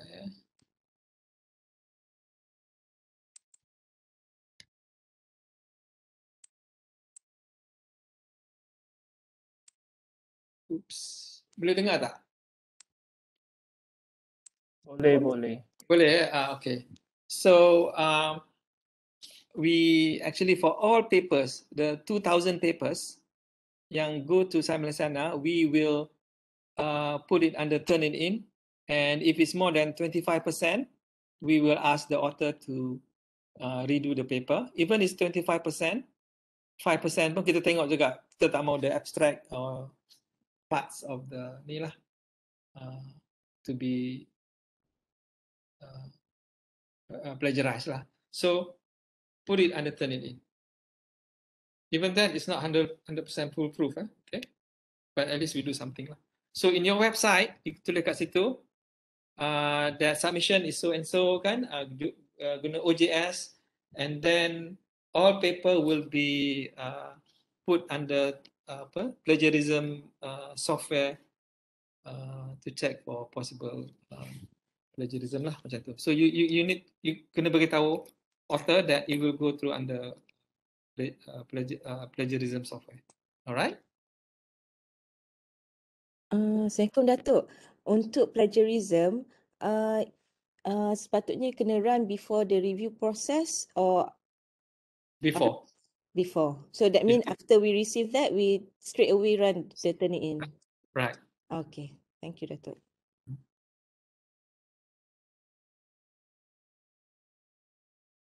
Okay, ada lagi? Okey, ada soalan lain lagi. Okay. Dr. Roslan, one more question, if Yes. possible. Yeah. Just now you show that your papers, that there is one slide on scopus yang kita hantar. So based on your experience, how do you send your papers to the scopus or WOS ataupun dia pick up sendiri dari website you ke macam mana? Oh, yang journal yang tak No. Let's say your own journal, we Ah. want to get it indexed in. So whenever we publish it, the Scopus or WS will pick up themselves ke kita kena Yes, hantar? yes. Because my They- case, I kena hantar. Then kita tunggu saja. I see. We give them our website and they monitor it and they index it automatically. We don't have to send anything. Oh, for WOS. WS also. So that means you apply to WOS, then you give them the website, then they approve, then they will just monitor themselves, and whenever you upload it, they can pick up. Right. Oh, okay. Because Scopus kita hantar all the papers and then they will upload for us. I see. Did they know your website? Yes, but we still hantar. Kalau kita tak hantar, dia tak upload. So I was curious whether you send or they just pick up themselves. They pick up. But Okay, since they ask you to send, you better send lah. Otherwise nanti langsung tak index. No, kan? there's one way. There's a second way is they send me something for Scopus lah. They ask me to download a software and then it's linked to a website in India. So I'm very, reluctant to do that. Yeah.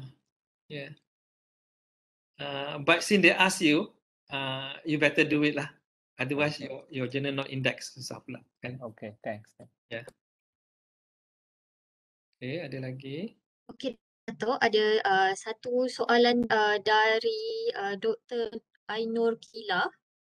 Assalam Dato', untuk Turnitin, perlu set untuk repo atau tidak?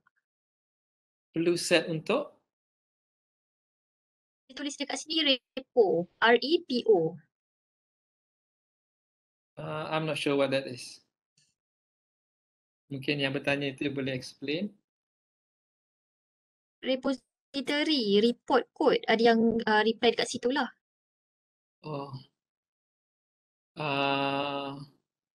You mean do we send the report to them? Not necessary. You just tell them we cannot consider your paper because similarity is more than 50%. Okay, you don't have to send the report to them unless they want it. You can send lah. Okay, sebab you boleh download the. Dr. Ainul dah reply. Dia kata repo tu maksudnya repository.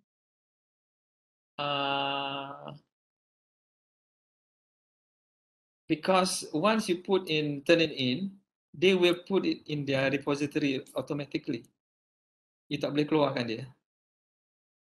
Turn it in. Okay. Walaupun you delete kan nanti, dia akan put in their repository. Turn it in. I hope I answered that one. Okay. Okay, ada lagi soalan ke?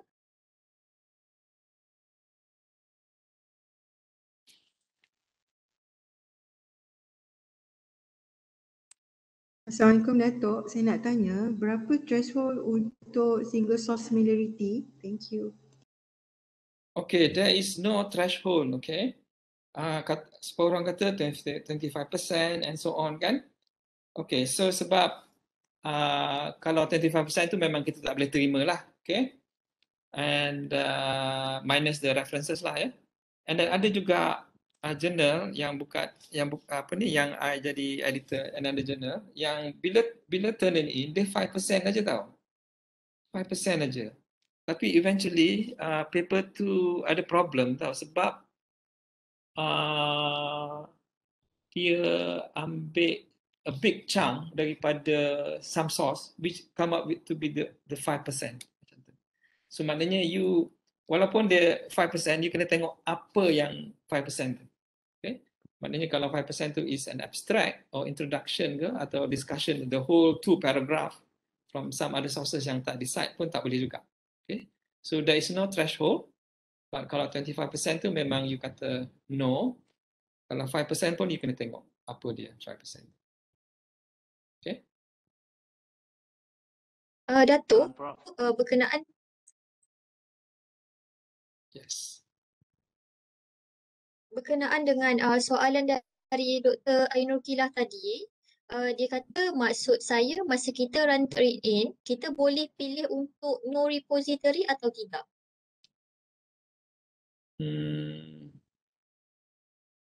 I tak sure yang tu. What I understand is that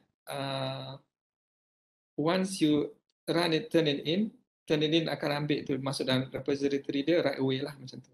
So maybe ada feature baru ni sebab masalah kan, sebab bila paper ni masuk dalam turn in oleh jurnal lain dia akan nampak ni juga. So maybe kalau you nak you letak yes pun boleh juga so that orang tahu that another editor tahu that you the paper has been considered by you lah macam tu. I would put it in yes lah. Salam Prof. Yes.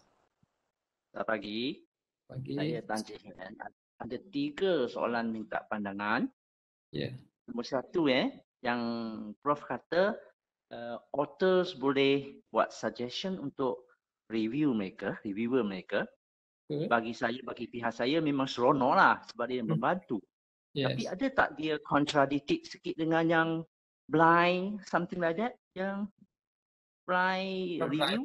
Blind review ya, okay, satu. Itu nombor 1. Nombor 2, kalau jurnal nama dia Malaysian Journal of Sport Science, seperti dah mula-mula Prof dah sebut, adakah itu dihadkan, macam dihadkan quote unquote untuk paper-paper dari lokal saja? Wahal memang dalam jurnal itu adalah contributors dari luar negara. So apa pandangan Prof? Okay, nombor 2 itu. Nombor 3, jurnal tersebut dia nak kata spesifik, contoh yang jurnal ini sport science, ya sport science. Tapi jurnal yang lain-lain yang didapati di ASEAN, Asian, mereka jurus kepada sport science, jurnal sport science. Tapi untuk jurnal sport science ini ada termasuk sports management, ya, masuk sport. Is that considered too wide, too broad? Maka nak digulungkan dalam which area, I think. I minta pandangan Prof. Thank you.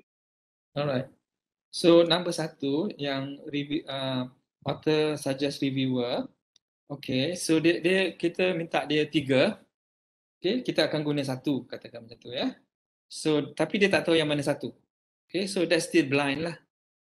Okay. So selalunya kalau 1 kita ambil dia 1 and then kita guna kita punya 1 lagi. Okay, yang bukan nama yang diberi. So ada 2 lah. So itu dah kira blind lah juga. Okay, so maknanya even if you ambil salah satu daripada 3 yang diberi, tapi dia tak tahu siapa. Okay, itu blind lah. Okay, dia tak tahu officially lah siapa. Okay, right. So it's okay. Number 2, local saja, Malaysian Journal tapi local saja. Okay. So kalau you tulis Malaysian Journal of Sport Science katakan, so bila Scopus tengok, dia expect kebanyakannya daripada Malaysia lah. Okay. dan kalau ada international maybe 20%, 30% still okay. Okay. Masalahnya bila you letak international journal rather than Malaysian, International Journal of Sports Science, then 90% from Malaysia. Itu jadi masalah. Okay. Ini banyak jurnal dah kena dah kat Malaysia ni. Sebab dia kata your name is international but 90% is from Malaysia. So they reject it. Okay. So okay. So maknanya you kena pertimbangkan nak guna Malaysian atau international. Ada pro and cons kat situ. Okay. If you think you can get many papers from international, you use international. If you think you cannot, then you put Malaysian. Tapi dia ada disadvantage sebab dia very localized. Tapi kalau you kata Malaysian Journal of Insect, okay, very localized, tapi insect kita very unique. So that would be an advantage. Okay, that would be an advantage. So you can play around like that lah. Okay. Right. So kalau tadi yang nombor 3, Journal of Sports Science and satu lagi Journal of Sports Science and Management. Okay. So you kena tengok ada tak, I rasa sports science ni banyak lah. Okay. Dan kalau you buat satu lagi pun dia akan jadi redundant. Okay. Tapi kalau I would say kalau ada sports science and management tu lagi dia besar tapi dia ada extra feature yang jurnal lain tak ada. Okay. I'm not expert in that but when I look at it then nampak dia macam extra lah. Okay. Dan yang jurnal lain tak ada lah. Okay. In fact kalau you tak Southeast Asian Journal of Sports Science and Management pun dah something, dah different lah sebenarnya kan sebab American Journal tak akan cover that particular area kan, Southeast Asian Journal. So maknanya itu something yang ada blind spot lah dalam dia punya index dan it's quite high probability dia punya index itu, that particular journal. Okay, so that's, you try to think out, how you differentiate yourself from others lah. Alright? Okay.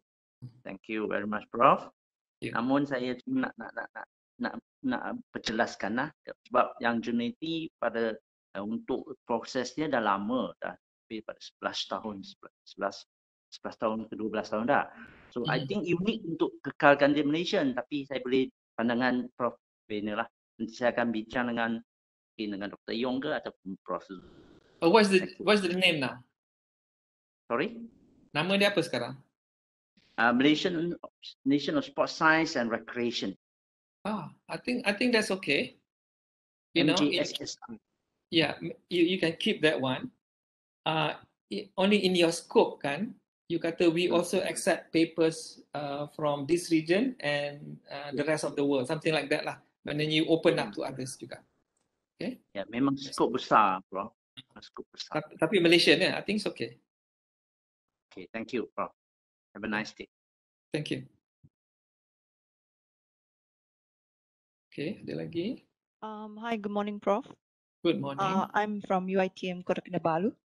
Okay. I would like to ask this question in relation to the comment that you give that during the review process, the reviewer can just give half a page of the report and it will suffice. My question is, to do justice to the author, isn't it, if the review report is more comprehensive, it will help the authors to improve their reports? Because I believe it is a learning curve for all the authors who contribute their papers. It's not just whether we examine whether the report has contribution or not, but at the same time there's also a learning process that is involved. I would like to know your take on this. Okay. Thank you. So internationally, what we do is we just give half-page reports, okay? Because most of the authors know how to write the papers and so on. They just give you the weakness and the strength. What are the inilah, okay? If we expect very comprehensive report, by section, it's very good. You can get that, okay? But how many reviewers is willing to do that? Okay, so that's why sometimes it's difficult to get reviewers because they thought they have to give a very comprehensive report and they have to spend a lot of time, but actually it's not. Okay, it's just like let's say he felt that the introduction is very, very poor. He just say that the introduction need to be strengthened to include this and so on. Full stop. Macam tu je. Tak payahlah nak include ni, paper ni, sebab yang ni, sebab tak payah macam tu. Okay. So if you can find a reviewer that is willing to give 2 or 3 page, much better. Okay. But not many people want to give that. Actually, we just expect half a page. Dia punya reason sebab apa nak reject ataupun nak accept paper. Okay. If you can find yang rajin, much better lah sebenarnya. Okay. So that's my opinion lah. Okay.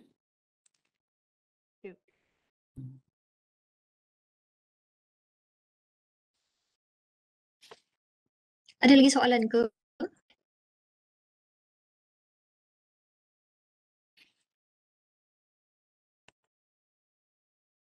Okey, kalau tak ada soalan, Ibu terima kasih ucapkan kepada yang berbahagia Profesor Dato Dr. Roslan Shukor atas taklimat yang diberikan.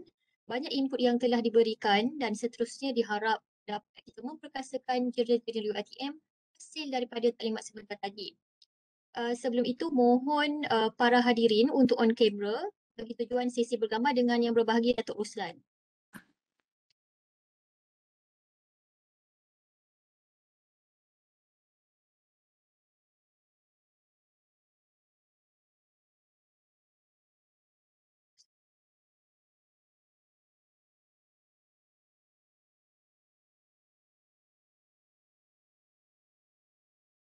Datuk, saya rasa Datuk boleh stop sharing dulu sebelum kita Sorry ya, Sekejap, I tak tahu macam mana, sekejap ya. Sebab I tak boleh nak masuk page tu balik.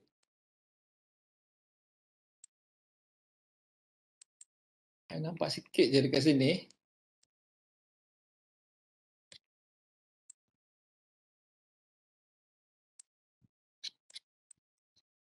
Boleh you unshare kan tu I tak boleh nak unshare.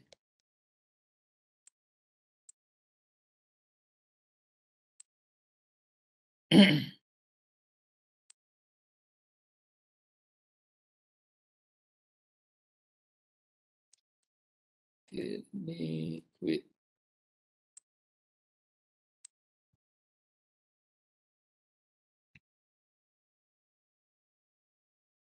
Okay. Thank God. Okay.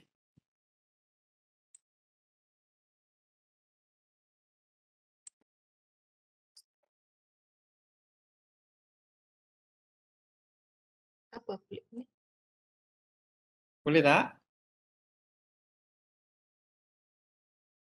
Hi everyone.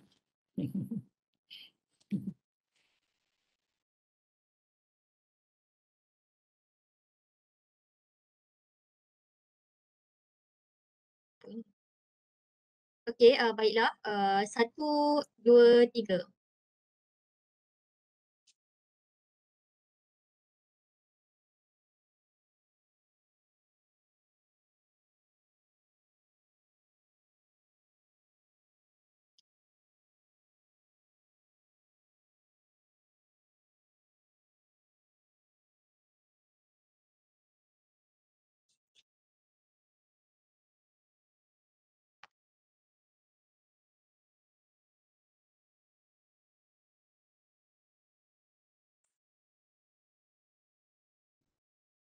Baiklah para hadirin, kita akan berhenti rehat seketika.